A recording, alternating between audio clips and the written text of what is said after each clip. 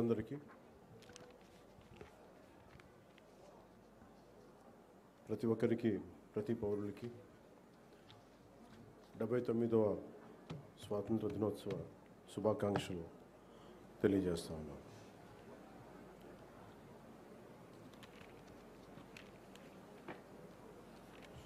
ఇది స్వాతంత్రం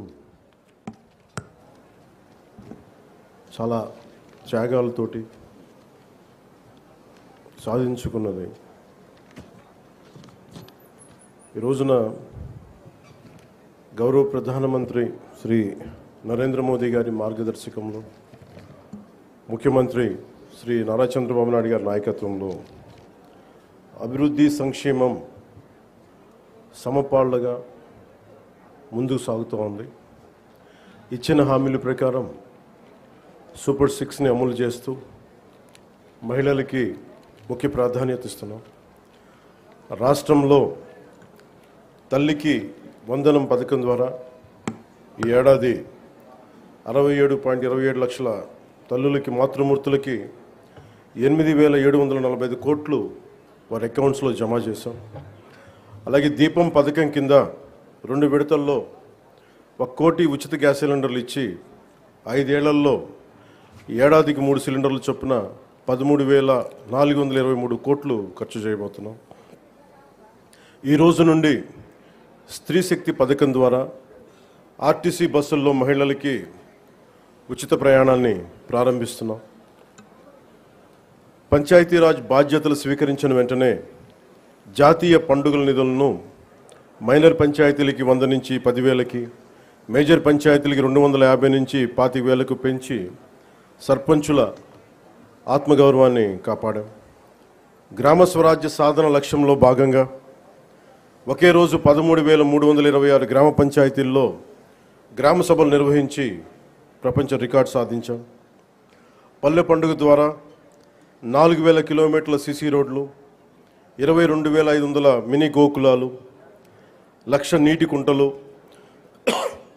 15,000 నీటి తొట్లు పూర్తి చేశాం. పంచాయతీరాజ్ ఇంజనీరింగ్ డిపార్ట్మెంట్ ద్వారా 2,000 కిలోమీటర్ల బీటీ రోడ్లు, 14 కొత్త వంతెనలు నిర్మించాం. గ్రామీణ ఉపాధి హామీ పథకం ద్వారా 75.23 లక్షల ఉపాధి శ్రామికులకు గ్రామాల్లోనే ఉపాధి కల్పించి ప్రమాద పరిహారం 50,000 నుంచి 4 లక్షలకు పెంచాం. అడవి తల్లి బాట కింద కొండ ప్రాంతాల్లో 1,005 కోట్లతోటి 625 గిరిజన గ్రామాలను అనుసంధానిస్తూ 1,069 కిలోమీటర్ల రోడ్ల నిర్మాణానికి ప్రధానమంత్రి జనజాతి ఆదివాసీ న్యాయ మహా అభియాన్ కింద ఉపాధి హామీ పథకం కింద రాష్ట్ర నిధులతోటి శ్రీకారం చుట్టాం.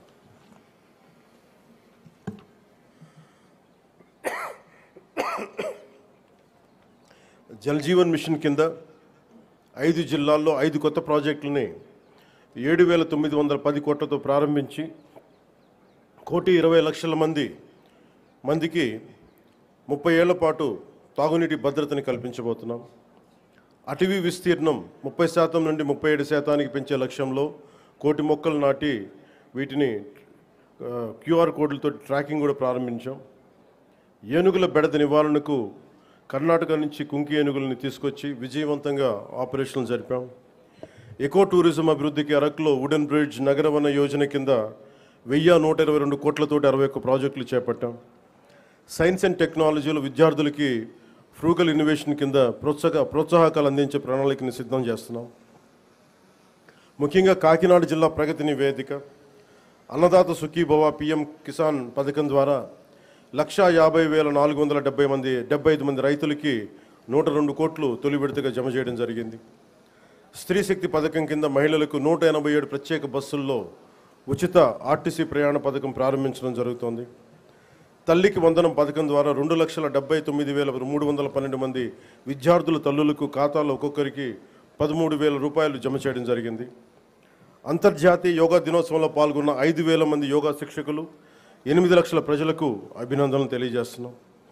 2,69,148 లబ్ధిదారులకు ప్రతి నెల NTR భరోసా పింఛన్ల కింద 116 కోట్లు పంపిణీ చేయడం జరుగుతుంది. ఉపాధి హామీ పథకం ద్వారా 118.46 కోట్ల వేతనాలు, 93.46 కోట్ల మెటీరియల్ ఖర్చుతోటి గ్రామీణ అభివృద్ధి చేయడం జరుగుతూ ఉంది.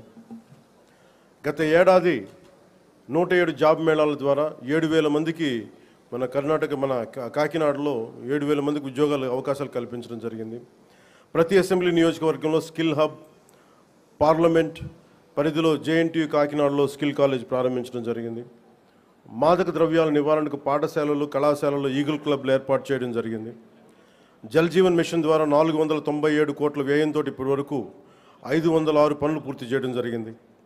రోడ్లు భవనాల శాఖ ద్వారా 27 కోట్లతోటి రహదారులు గోతులు పూడ్చడం జరిగింది. గడిచిన ఏడాదిలో పిఠాపురం నియోజకవర్గంలో 308 కోట్లకు పైగా పనులు చేసి దేశంలోనే మోడల్ నియోజకవర్గంగా దాన్ని తీర్చిదిద్దుబోతున్నాం. వచ్చే 4 ఏళ్లలో మరింత ప్రగతికి కట్టుబడి ఉన్నామని మీ అందరికీ తెలియజేసుకుంటా ఉన్నాం. ఇంత అభివృద్ధిని మనం సాధించగలిగామంటే ప్రతిసారి కొన్ని చీకటి రోజులు వస్తాయి ప్రతి ఒక్కరికి. మన రాష్ట్రంలో 2019 నుంచి 2024 వరకు ఒక డార్క్ డేస్. బ్రిటిష్ వాళ్ళు ఎలా పరిపాలించారో, బ్రిటిష్ వాళ్ళు దేశాన్ని ఎలా కబంధ హస్తాల్లో పెట్టుకున్నారో మన రాష్ట్రం కూడా అలాంటి కబంధ హస్తాల్లో పెట్టుకున్నప్పుడు స్వాతంత్ర సమరయోధుల స్ఫూర్తితోటి ఒకటే ఎదుర్కొన్నాం. బ్రిటిష్ వాళ్ళు నేర్పించి వెళ్ళిపోయింది మనకి డివైడ్ అండ్ రూల్, మనల్ని విభజించండి, పాలించండి అని. కానీ ఎలా మన కూటమి ప్రభుత్వం మన స్వాతంత్ర సమరయోధుల స్ఫూర్తితోటి యునైటెడ్ అండ్ రూల్, కలిసి ఉందాం, కలిసి పాలన చేద్దాం, ఇదే కూటమి ప్రభుత్వం తాలూకు ముఖ్య ఉద్దేశం. ఈ స్ఫూర్తిని మేము స్వాతంత్ర సమరయోధుల పోరాట స్ఫూర్తిని నుంచి మేము తీసుకున్నది.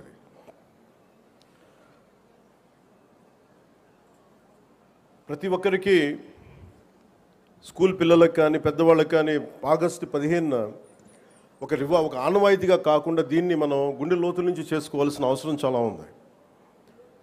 దీనికి వెనకాల ఎంత కష్టపడ్డారు నిన్న ట్వీట్ కూడా చేశాను. ఇదే రోజు నిన్న ఆగస్టు 14న లాహోర్ డిక్లరేషన్ సమయంలో దేశ విభజన జరుగుతున్నప్పుడు, కరెక్ట్గా ఒక 9 నెలల ముందు, సంవత్సరం ముందు దేశ విభజన జరుగుతున్నప్పుడు లాహోర్ కూడా పాకిస్తాన్లోకి వెళ్ళిపోద్ది అని తెలియదు ఎవరికి. సడన్గా డిక్లేర్ చేయగానే దానివల్ల అక్కడ ఉన్న ప్రజలు, భారతదేశ ప్రజలందరూ వెళ్ళిపోవాలి ఇక్కడి నుంచి అని చెప్పి మత ప్రాతిపాదికన పంపించేస్తే అది ఎంత దారుణాలు జరిగినాయి అంటే ఆగస్టు 14 వరకు అక్కడ రాత్రికి రాత్రి కొన్ని దశాబ్దాలుగా, కొన్ని శతాబ్దాలుగా వాళ్ళ దేశం, వాళ్ళ ప్రాంతం అనుకున్నది పరాయి దేశం అయిపోయి అక్కడి నుంచి పారిపోయి ప్రాణాలను అరచేతులు పెట్టుకొని రావాల్సి వచ్చిన పరిస్థితులు. అలాంటి పరిస్థితులను ఒకవైపు పంజాబ్లో మహిళలు సామూహిక మానభంగాలు గురవుతూ చాలా నిర్దాక్షిణ్యమైన పరిస్థితుల్లో ఉండి, అంటే మన స్వాతంత్రం చాలా తేలిగ్గా సంపాదించుకున్నాం, కేవలం ఏమంటారు అహింసా విధానాల ద్వారా మనం సంపాదించుకున్నాం అంటాం. కానీ వాస్తవానికి మన స్వాతంత్రం రావడానికి చాలా హింస జరిగింది. మనం ఎంచుకున్నది ప్రప్రథమంగా అహింస విధానాలు కావచ్చేమో, కానీ దేశాన్ని నుంచి విడిపోవాలనుకున్న వాళ్ళు మటుకు హింసనే నమ్మారు. అది ఈ రోజుకి, దేశ విభజన జరిగినప్పటి నుంచి ఈ రోజు మన ఆపరేషన్ సింధూర్ దాకా మత ప్రాతిపాదికన హింస జరుగుతూనే ఉంది. ఎక్కడ కూడా భారతదేశం తన లౌకిక విధానాన్ని ఎప్పుడు మర్చిపోలేదు. దేశ విభజన జరిగిన తర్వాత మనకి మతాన్ని సంబంధం లేకుండా భారతదేశ సార్వభౌమత్వాన్ని గౌరవించి లౌకికవాదాన్ని ముందుకు తీసుకెళ్లే ఉద్దేశంతో మనం మతాలకి సంబంధం లేకుండా ఒక అబ్దుల్ కలాం గారిని కానీ ఎవరినైనా సరే మనం ప్రెసిడెంట్స్గా తీసుకున్నాం, గుండెల్లోకి తీసుకున్నాం. కానీ ఇది పాకిస్తాన్లో లేదు. పాకిస్తాన్లో ఎవరిని కూడా ఒక హిందూ క్రికెటర్ కానీ ఉంటే వాళ్ళు వెళ్ళిపోయే విధానం కానీ, అలాగే ఒక హిందూ బలమైన స్థానాల్లో కనిపించే నాయకులు కానీ ఎక్కడ కనిపించరు. అంటే వాళ్ళు విభజన కోరుకుంది మత ప్రాతిపాదికన, కానీ దాన్ని మనం ఎప్పుడు అలా తీసుకోవాలి. మత ప్రాతిపాదికన 2 దేశాలు విడిపోయినప్పటికీ భారతదేశం అత్యధికంగా హిందువులు ఉన్నప్పటికీ కూడా అన్ని మతాల వారిని సమానంగా గౌరవించి ముందుకు తీసుకెళ్లే సంస్కృతి భారతదేశానికి. దీనికి లౌకికం విధానం అనేది మా ఈ సంస్కృతిలో ఉన్నది. ఈ సంస్కృతికి ఎవరు నేర్పించక్కర్లా, పరాయి వాళ్ళు నేర్పించక్కర్లా, యూరోపియన్స్ నేర్పించక్కర్లా. ఇది మన లోపల ఉంది. ఈ స్ఫూర్తిని మనందరం ముందుకు తీసుకెళ్ళాలి. అలాగే ముఖ్యంగా మహిళలకి త్యాగాలకి చాలా పెద్ద పీట వేయాలి అనేది మనస్ఫూర్తిగా మేము ముందుకు తీసుకెళ్తాము. అలాగే మనం ఇందాక మీకు ప్రారంభించి చెప్పినప్పుడు ఈ అభివృద్ధి కానీ, సూపర్ 6 కానీ, పెట్టుబడులు కానీ ఇవన్నీ రావాలి అంటే లా అండ్ ఆర్డర్ చాలా బలంగా ఉండాలి.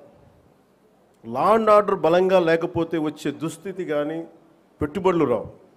ఉదాహరణకి ఉత్తరప్రదేశ్లో యోగి ఆదిత్యనాథ్ గారు ముఖ్యమంత్రిగా ప్రమాణ స్వీకారం చేసిన తర్వాత 8 సంవత్సరాల కాలంలో అది 15 లక్షల రూపాయల కోట్ల పెట్టుబడిని ఆకర్షించడం జరిగింది.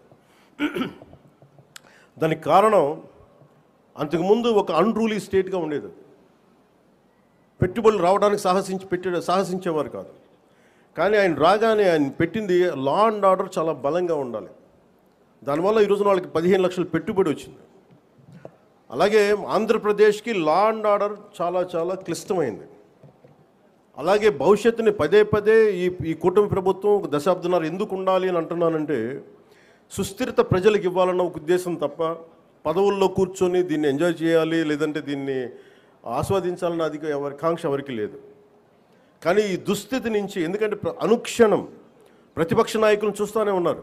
జాతీయ స్థాయి ప్రతిపక్ష నాయకుల నుంచి ఓడిపోతేనేమో సడన్గా ఓట్ చోరీ అంటారు. వాళ్ళు గెలిచినప్పుడేమో ఓట్ చోరీలు కనిపించే వాళ్ళకి. గత ప్రభుత్వంలో కూడా చూసాం. 2019లో వాళ్ళు గెలిచినప్పుడు మేము ఎక్కడా మాట అనలా.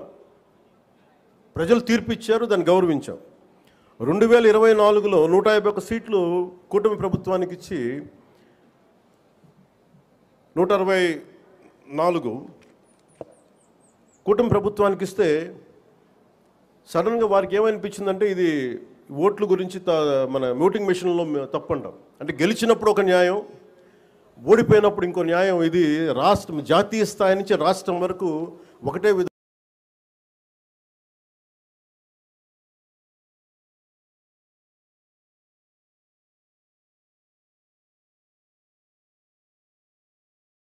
దేశాలన్నిటికీ కూడా అంతర్గతంగా అస్థిరత సృష్టించడం వాడి విధానం.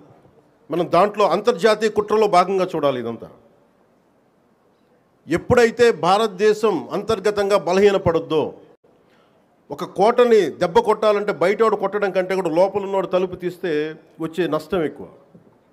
అందుకని ఎప్పుడు కూడా విదేశీ శక్తులు అంతర్గతంగా ఎవరున్నారు భారతదేశంలో, వాళ్ళకి ఎలాంటి ఇన్ఫర్మేషన్ ఇస్తే బాగుంటుంది, వాళ్ళ ఎజెండాని వీళ్ళందరూ మోస్తున్నారు. దీన్ని ప్రజలందరూ కూడా చాలా సునిశ్చితంగా గమనించాలి. ఇది ఏమైపోతుంటే ఒక్కసారి వాళ్ళని లోపలికి రానిచ్చామా, మీరు 2019, 2024 చూశారు. రోడ్డు మీదకి రావాలంటే భయాలు వచ్చినాయి ఒక్కొక్కళ్ళకి. ఈ రోజున కూటమి ప్రభుత్వాన్ని తిట్టడానికి ఎవరు ఇబ్బంది పట్టట్లా. దేనికంటే ఇది ప్రజాస్వామ్యం, దీన్ని గౌరవించడానికి ప్రతి ఒక్కరికి మాట చెప్పేది. మీరు ఒక బాధ్యతగా మాట్లాడాలి, సద్విమర్శను సంపూర్ణంగా స్వీకరించే పరిస్థితులు ఉన్నాయి. కానీ గత ప్రభుత్వంలో చూస్తే విమర్శ చేయడానికి భయపడేవాళ్ళు. పోలీస్ అధికారులు డ్యూటీ చేయడానికి భయపడేవాళ్ళు.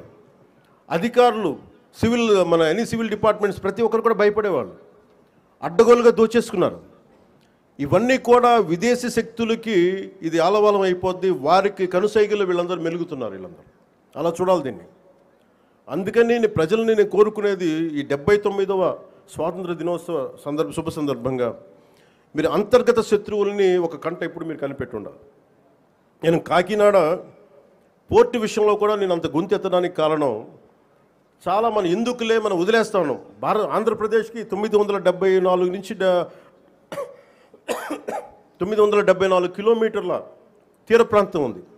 ఇది మన పెట్టుబడులకి చాలా మంచిది. కానీ అది ఒక్కసారి మన సరిగ్గా లేకపోతే అది బలహీనత కూడా అయిపోతుంది. ముంబై దాడుల్లో కూడా అసలు ఏమాత్రం పర్యవేక్షణ లేని పోర్టుల నుంచి వచ్చేసారు. లేదంటే పర్యవేక్షణ ఉన్నా కానీ అమ్ముడైపోయిన వ్యక్తుల ద్వారా ఉగ్రవాదులు వచ్చేసారు. బాంబే దాడులు కానీ ఆర్డీఎక్స్లు వచ్చేసినాయి. ముఖ్యంగా ఆంధ్రప్రదేశ్ తీర ప్రాంతంలో పోలీస్ శాఖ చాలా బలమైన దృష్టి పెడుతుంది. ఎందుకంటే నాకు ఇది కాకినాడ చాలా వల్నరబుల్గా అనిపిస్తుంది ఒకసారి రిపోర్ట్ చూస్తూ ఉంటే. కలెక్టర్ గారికి తెలుసు, ఎస్పీ గారికి తెలుసు, రాష్ట్ర డీజీపీ గారికి తెలుసు, ఇక్కడ విపరీతంగా డీజిల్ అక్రమ రవాణాలు జరుగుతూ ఉంటాయి. దీన్ని చాలా బలంగా ఎదుర్కోవాల్సిన అవసరం ఉంది. ఓన్లీ బియ్యమే కదా, డీజిలే కదా అని మనం వదిలేస్తే ఒకసారి దోపిడీ, ఒకసారి స్మగ్లింగ్ అలవాటైన వాళ్ళకి బయట నుంచి వెపన్స్ వచ్చే అవకాశాలు ఉంటాయి, బాంబులు తీసుకొచ్చే అవకాశాలు ఉంటాయి. వీటన్నిటినీ కూడా ఒక చాలా ఏమరపాటుగా ప్రతి ఒక్కళ్ళు ఉండాలి. సో అందుకని దీన్ని భారతదేశం మా కమిట్మెంట్, కూటమి ప్రభుత్వం నారా చంద్రబాబు నాయుడు గారి నాయకత్వంలోని కూటమి ప్రభుత్వం చాలా స్పష్టంగా లా అండ్ ఆర్డర్ మీద, దేశం తాలూకు సుస్థిరత మీద మాకు చాలా సమగ్రమైన అవగాహన ఉంది. ఎక్కడ కూడా కరప్షన్ ఉన్న చోట ఆటోమేటిక్గా దేశం బలహీనపడుద్ది. అలాంటి పరిస్థితుల్లో లేకుండా ఉండాలని మేము సాయశక్తిలో ప్రయత్నం చేస్తాం. వాటన్నిటికంటే కూడా ప్రజలు నేను కోరుకునేది, మీరు ఎరుకుతో ఉన్నంతకాలం అంటే డెమోక్రసీ ఈజ్ ఎటర్నల్ విజిలెన్స్ అంటే మీరు నిరంతర పహారా కాస్తే తప్ప ప్రజాస్వామ్యం బలపడదు. అందుకని మీరందరూ నిరంతరమైన విజిలెన్స్తో ఉండాలి, నిరంతరం ఇప్పుడు ఒక పహారా మనస్తత్వంతో ఉండాలి అనేది నేను మీ అందరికీ కోరుకుంటూ ఉన్నాను. అంటే ఇవన్నీ మనం ఎక్కడో కాశ్మీర్లో జరిగిన ఇష్యూస్ మనకేంటి అనుకుంటే, ఆపరేషన్ సింధూర్ మన వైజాగ్లోను, మన కావల్లో, నెల్లూరు జిల్లా కావల్లోనూ ఉగ్రవాదులు చాలా దారుణంగా కాల్చి చంపేశారు. దానికి బిఫిటింగ్ రిప్లై ఇచ్చాం, చాలా బలమైన రిప్లై ఇచ్చాం.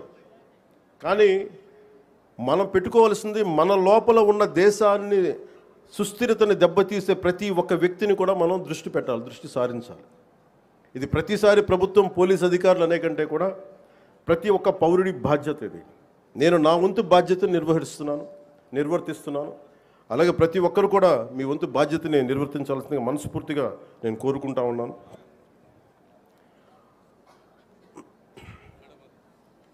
మీ అందరికీ కూడా మరోమారు మనస్ఫూర్తిగా మీ అందరికీ ధన్యవాదాలు తెలుపుకుంటూ, ఈ 79వ స్వాతంత్ర దినోత్సవ సందర్భంగా మరోమారు మీ అందరికీ శుభాకాంక్షలు తెలియజేసుకుంటూ సెలవు తీసుకున్నాను. జై Hind. Thank you very much, sir.